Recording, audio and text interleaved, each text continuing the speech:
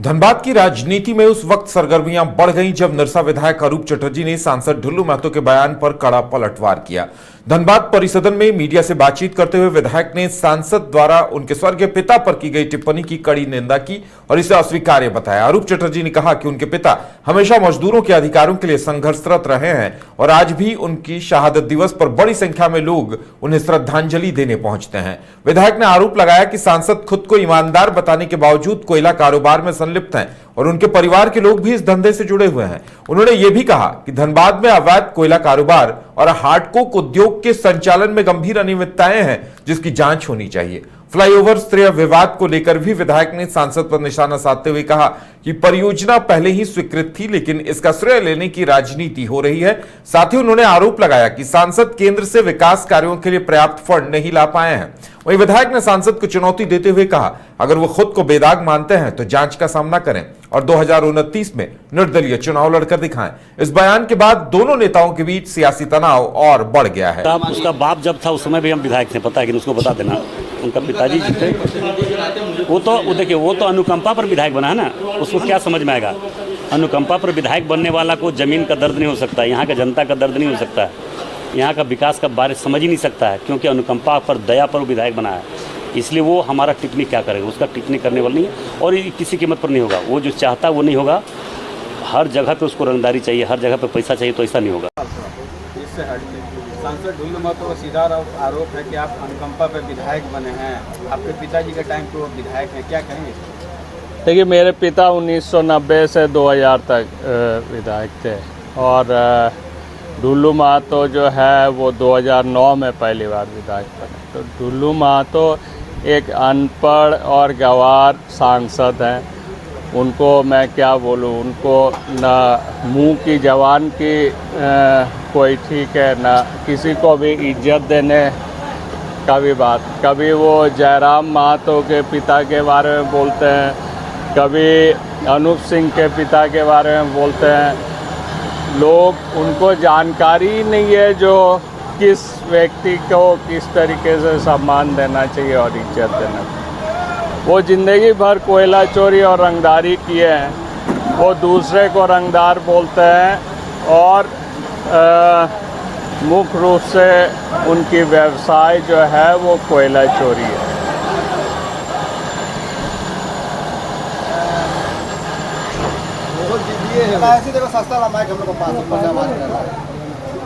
क्या elevator road विवाद में रहेगा या फिर उसमें काम होगा? देखिए, जो कॉन्ट्रैक्टर काम लिए वो 33% बिलों में लिए और उसने सब कॉन्ट्रैक्ट दूसरे एक दिल्ली की कंपनी को दिए। उसने सब कॉन्ट्रैक्ट जो है यहाँ के कोयला माफिया को दे दिया है। देखिए, इस एलिवेटेड रोड के लिए जो है वो बहुत वर्षों से सब लोग लड़ रहे हैं। यहाँ गोविंदपुर की नागरिक समिति लड़ाई कर रहे थे, निरसा नागरिक समिति लड़ाई कर रहे थे। हम लोगों ने 1.5 साल नेशनल हाईवे का काम रोक कर रखा था। तो इसलिए सबकी देन है। ढुल्लू का ये कहना है जो उनका सिर्फ उन्हीं का देन है, ये हम समझते हैं जो गलत बयानी है। ढुल्लू पहले सब कुछ जाने। ढुल्लू सांसद बने 4 जून को 2024 को, वो ओथ लिए हैं 24 जून 2024 को और 11 जुलाई, ठीक 18 दिन बाद उसकी टेंडर निकलती है पेपर में।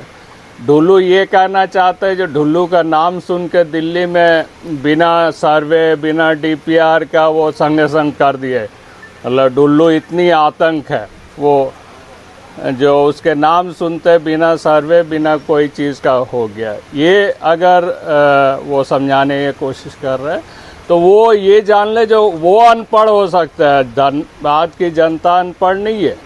धनबाद की जनता को वो मूर्ख ना समझे, वो बेवकूफ़ ना समझे।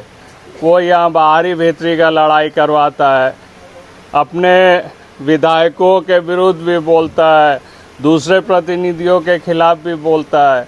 सिर्फ ढुल्लू और उनके भाई शरद ही मतलब हम बोलेंगे हरिश्चंद्र के भाई है, ऐसा तो नहीं ना है। उनके चरित्र को सब जानते हैं।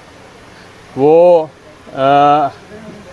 मतलब कोयला चोरी करके, रंगदारी करके आज 15 हाटकोक का मालिक बन गए। आप दूसरे तरफ देखिए जो एक नंबर का काम करते हैं, आप बीएन सिंह जो हाटकोक एसोसिएशन के अध्यक्ष हैं, आप उनसे आंकड़ा लीजिए तो हम समझते हैं जो कम से कम 150 एक नंबर का जो भट्टा है वो सारा बंद हो गए। तो ढुल्लू की कारोबार दिन प्रतिदिन बढ़ रहा। वो मतलब एक ये मजदूर जहाँ थे, आपका सेल पीकर मजदूर था, सेल पीकर मजदूर से वो रंगदार बने, फिर 10,000 करोड़ का मालिक बने, आज सुनते हैं 40,000 करोड़ का मालिक है।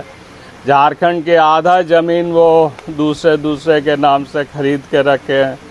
उनकी जो क्षेत्र में एकमात्र नदी थी कतरी नदी, उसका वो पूरी नदी को आज बंद करवा दिए।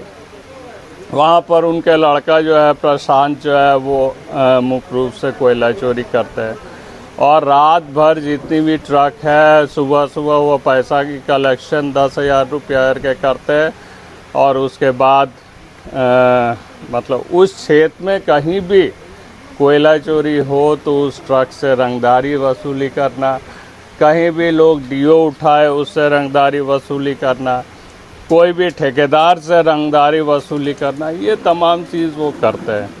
तो सांसद को अगर ताकत है तो वो झरिया में जाके माफिया के खिलाफ बोल के क्या लाभ है। उनको तो धनबाद की जनता ने उनको सांसद की चेयर पर बैठा है, वो पार्लियामेंट में उठाए, सीबीआई केस करवाए, जो भाई कोयला चोरी के विरुद्ध में सीबीआई होनी चाहिए, तब ना हम जानेंगे जो उनकी ताकत है। वो मंच पे जाके बोल के सबको माफिया बोलते हैं और खुद सबसे बड़ा माफिया बन के बैठा है, ये हम समझते हैं जो गलत है। आप कहते वो रंगबाज है, वो रंगदारी मांगता है, उधर कहते कि आप रंगदारी मांग रहे हैं। नहीं, हमने कहा जो ये सब जानते हैं जो ढुल्लू बड़का रंगदार है, और रंगदार नहीं वो कोयला चोर है। सबसे बड़ा बात है वो कोयला चोर है। जरूरत पड़े तो वो जो वहाँ पर मुहाना सब खोल के रंगदारी ले रहे ना, कोयला चोरी करवा रहे, वहाँ जाके भी हम धरना में बैठ सकते हैं। जरूरत पड़े तो उनकी भट्टा के सामने भी हम धरना में बैठ सकते हैं। तो अगर दम है, मैंने कहा जो भाई उनको तो वो तो सांसद में, उनके अंडर में वो सत्ताधारी दल के सांसद है, वो जाके पार्लियामेंट में क्यों नहीं बोलते हैं? स्टार्ट क्वेश्चन उठाए, क्वेश्चन के दौरान उठाए जब भाई यहाँ ऐसे ऐसे कोयला माफिया है, ऐसे ऐसे ये हैं, इनके खिलाफ ईडी की जांच होनी चाहिए, इनके खिलाफ सीबीआई की जांच होनी चाहिए। इतने अरबों की कोयला की चोरी हो रही है, जो नेशनल संपत्ति है, कोल इंडिया की संपत्ति है, वो लूटी जा रही है, क्यों नहीं सीबीआई के मांग कर रहे? तब ना हम समझते हैं जो वो सांसद में दम है। लोकसभा में 6 विधायक